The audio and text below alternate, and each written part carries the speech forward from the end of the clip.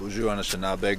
We just wrapped up another scene for our anti-opiate short film that we are working in collaboration with Russell Herder.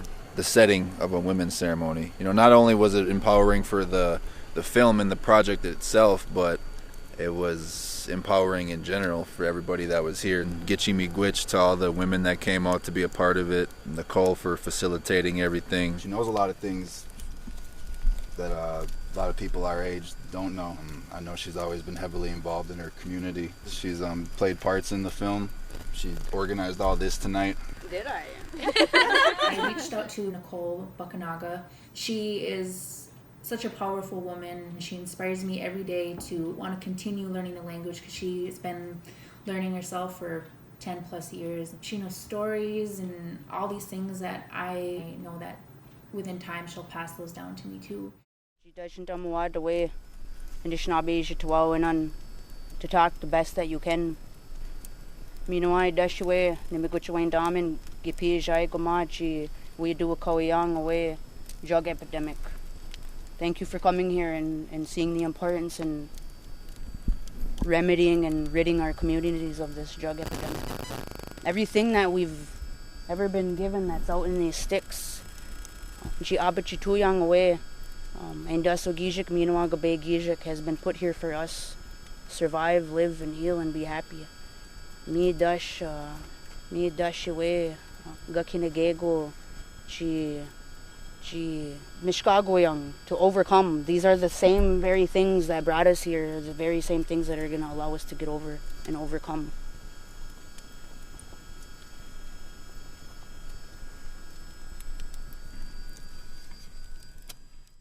When we talk about people with addiction, include those people that are hurting.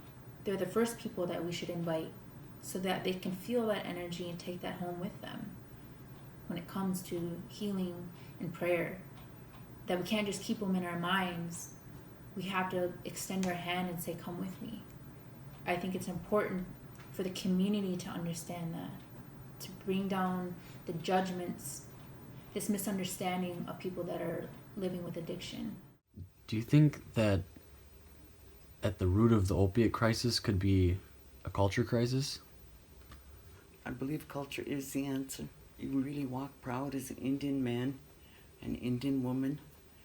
It's something that you feel inside of you. You know, our heart is, right here. To the women, it's right on our breast.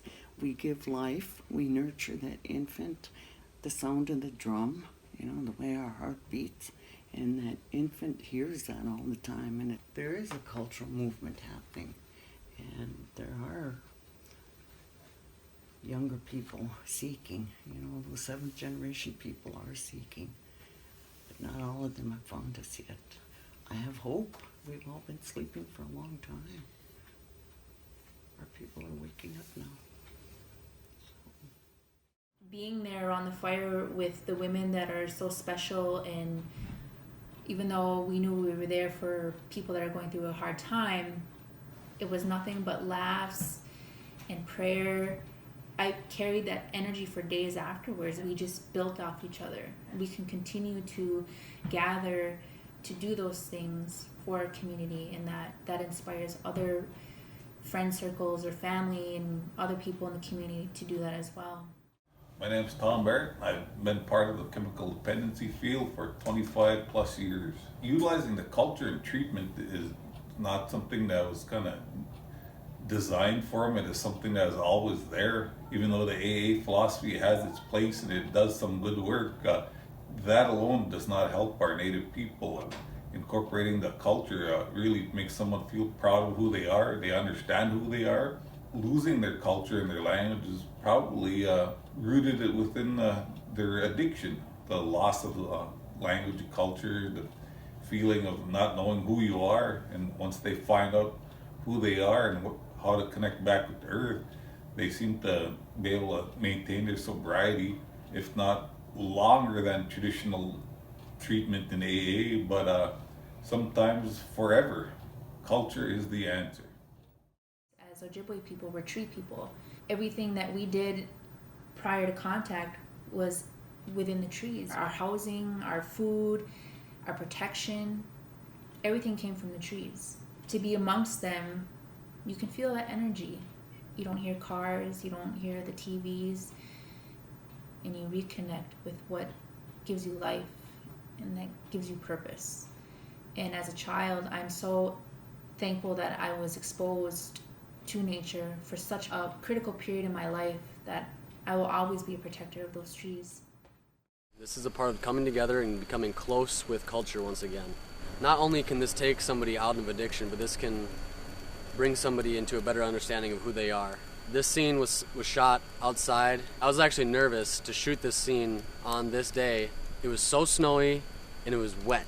And I was nervous our women were going to get cold. It was going to be really tough for a lot of people to do. People were so close. The fire was so warm. Nicole, she brought all of these women together with her words. All the rest of the women, they expressed this togetherness, their presence, their smiles.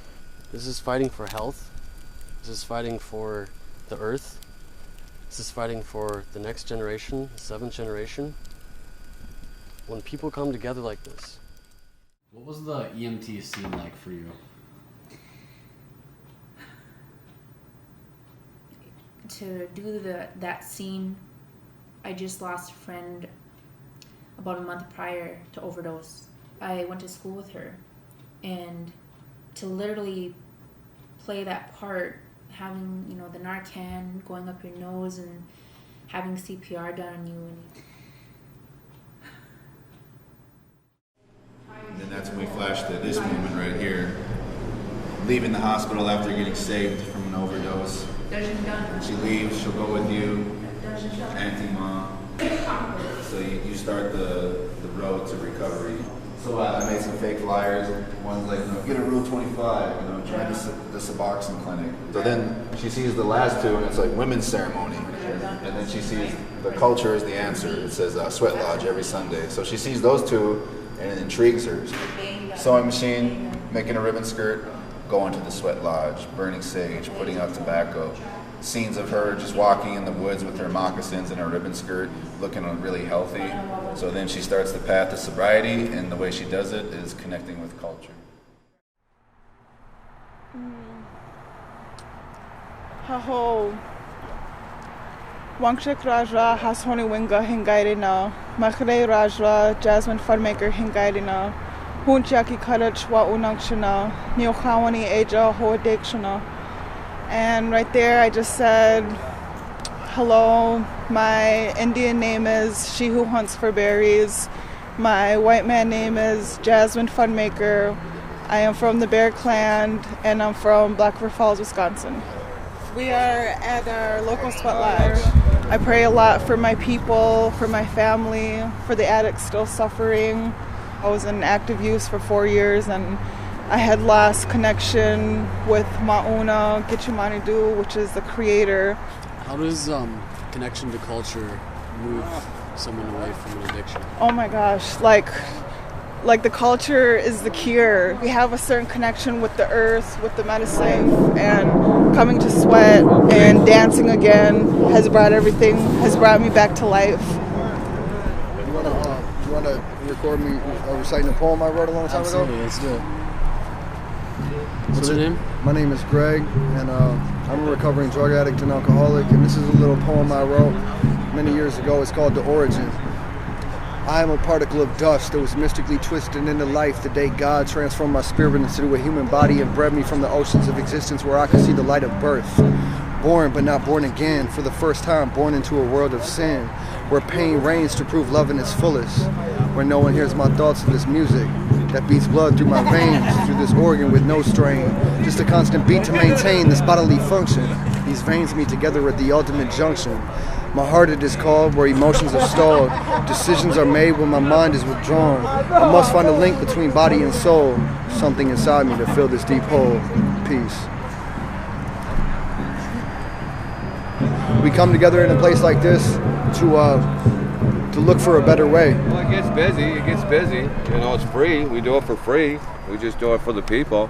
It's the 7th generation. We think that as our prophecies read, as an Anishinaabe Ogeechee dog, this is what we're supposed to be doing. Standing up for Mother Earth, our women, our water, to share what I learned, to share and keep this stuff going on. So what types of community members come and gather here? Well, we got the whole life cycle, the babies, the youth, the adults, and the elders. Let me see if I put it in there right. How can we help if it ain't the people helping? This is a community that cares about our people, about their 7th generation. Your children, this land. So come on and help. Come on and help. We're going to sing a song.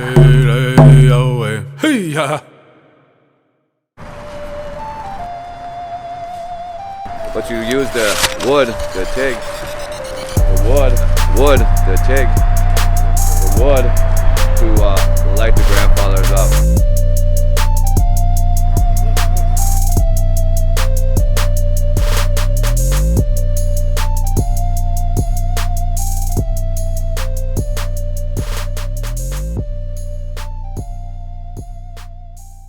This project it's something more than, a Nike commercial. This is something that means something to people.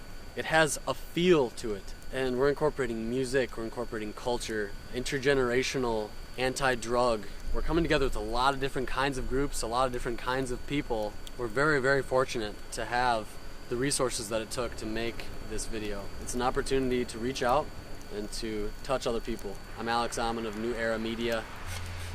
Hang out with this fire.